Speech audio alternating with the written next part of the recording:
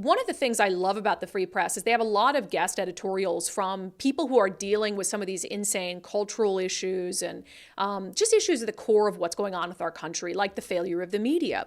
So they published an op-ed from a guy named Yuri Berlinger. You might know him. He's been at NPR for 25 years. In fact, he's still at NPR. Unless he was fired over the last 24 hours, which I'm sure they're thinking about it very hard. So he was so frustrated and is so frustrated with the state of things at NPR, with their clear and present political bias, that he's putting his job on the line to write this article in the Free Press to expose some of the things happening at NPR. And one of the reasons I'm reading it, I mean, we all know that NPR is hopelessly biased. We know that. But the reason I want to go through, and I'm going to read quite a bit of this for you, I encourage you to go read it yourself and to subscribe to the Free Press. One of the reasons I want to go through it is it speaks to what's happening with the media at large. The issue we just talked about Seattle news outlets ignoring this anti-Semitic teacher who's excusing the murder of Jewish people. The issues he points out are true for, I would argue, most mainstream news operations in the United States today. So the headline of this article, I've been at NPR for 25 years. Here's how we lost America's trust.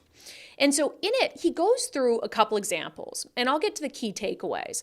But he goes through some stories where he personally on the inside, like he's trying to fix this stuff. He's trying to raise concerns about like, hey, are we really doing our job here and being fair?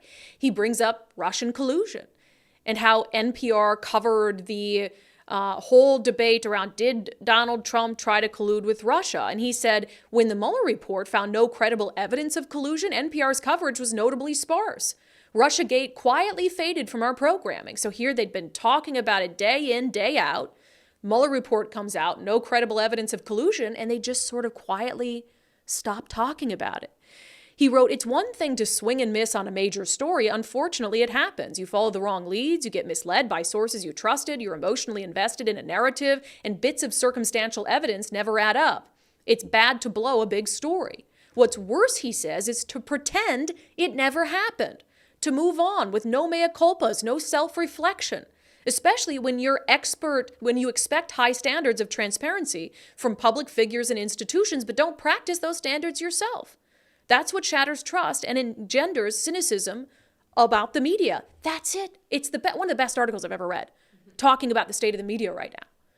How many big stories have you had nationally that turned out just to not be true, or that the media ignored and turned out to be true? And you didn't have some sort of apology or retraction or whatever was necessary. So you have these institutions where their job is to hold other people accountable, but they're not willing to be accountable themselves. That's how you lose trust. Another example he gives, Hunter Biden's laptop story. New York Post does it. All the media, mainstream media, even social media entities like Twitter, they completely squash it. They're like, that's not true. We're not covering it. Twitter's like, you can't even share the link to it. But in this article, Yuri says the laptop story was newsworthy.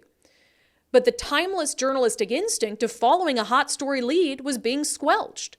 During a meeting with colleagues, I listened as one of NPR's best and most fair-minded journalists said it was good we weren't following the laptop story because it could help Trump. When the essential facts of the New York Post's reporting were confirmed and the emails verified independently about a year and a half later, we could have fessed up to our misjudgment. But like Russian collusion, we didn't make the hard choice of transparency.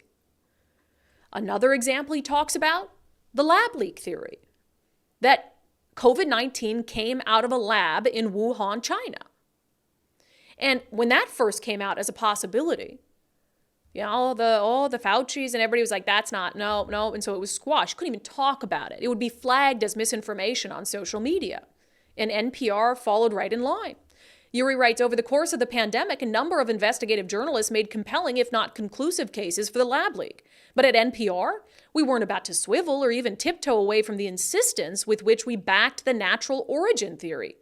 We didn't budge when the Energy Department, the federal agency with the most expertise about laboratories and biological research, concluded, albeit with low confidence, that a lab leak was the most likely explanation for the emergence of the virus.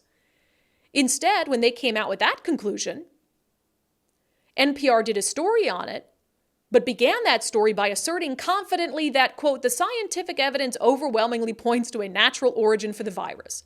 So even when disproven, more likely than not, they were so incapable of admitting that they didn't pursue that possibility with the vigor that journalism demands, that they simply restated what they've been stating all along. Oh, the Energy Department says this, but we think that the evidence, we NPR, what? Who are you? How qualified are you to say, oh, it's probably still natural origin? Because you're trying to cover your ass.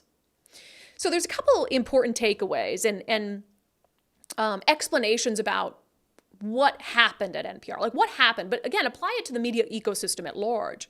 And I give Uri Berlinger a lot of credit because not only is he didn't just like the first time he spoke out, he writes an article in the Free Press. No, it sounds like he has been frustrated for years trying to get his colleagues to really consider whether they're living up to their obligations.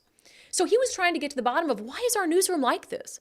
Why have we lost like all interest and all curiosity? So he did something interesting.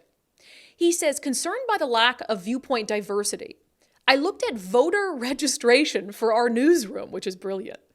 In DC, where NPR is headquartered, and many of us live, I found 87 registered Democrats working in editorial positions and 0 Republicans.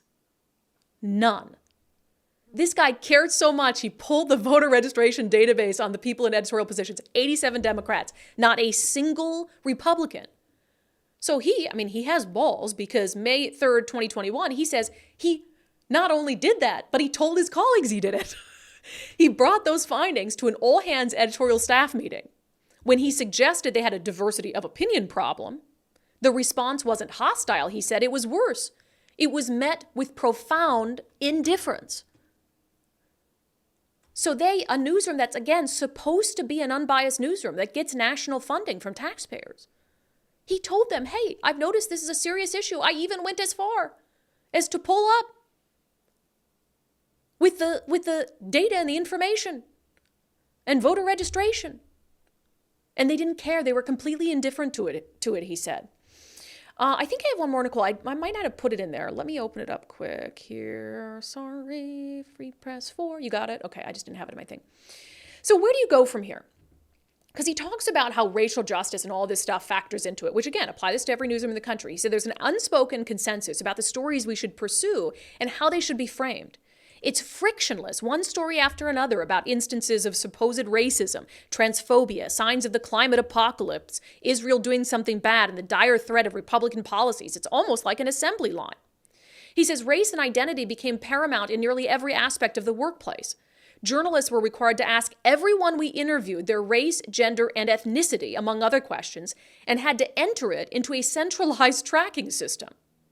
We were given unconscious bias training sessions. A growing DEI staff offered regular meetings imploring us to start talking about race. Monthly dialogues were offered for women of color and men of color. Non-binary people of color were included too. He says, with declining ratings, sorry levels of trust, and an audience that has become less diverse over time, which is fascinating because he pointed to some information that says that their audience is actually, as they do all this DEI stuff, getting increasingly white. He says the trajectory for NPR is not promising. 2 paths seem clear. We can keep doing what we're doing, hoping it will all work out, or we could start over with the basic building blocks of journalism. We could face up to where we've gone wrong. News organizations don't go in for that kind of reckoning. But there's a good reason for NPR to be the first. We're the only ones with the word public in our name. Amen. You have to go read that story if you haven't. It speaks to so much of what is wrong with the current media ecosystem and how it is failing, utterly failing the country. Now, it might be pleasing, 50% of the country that aligns with it ideologically, but it's failing them too. It's failing them too because it's not covering things truthfully, not covering things with the doggedness that the American people deserve, and with the power that's bestowed on us by the founding of our country and the founders of our country, the power that's bestowed on us as journalists to do what needs to be done to tell the truth and to hold powerful people accountable. One of the best assessments of what's wrong with the current media ecosystem that I have ever read.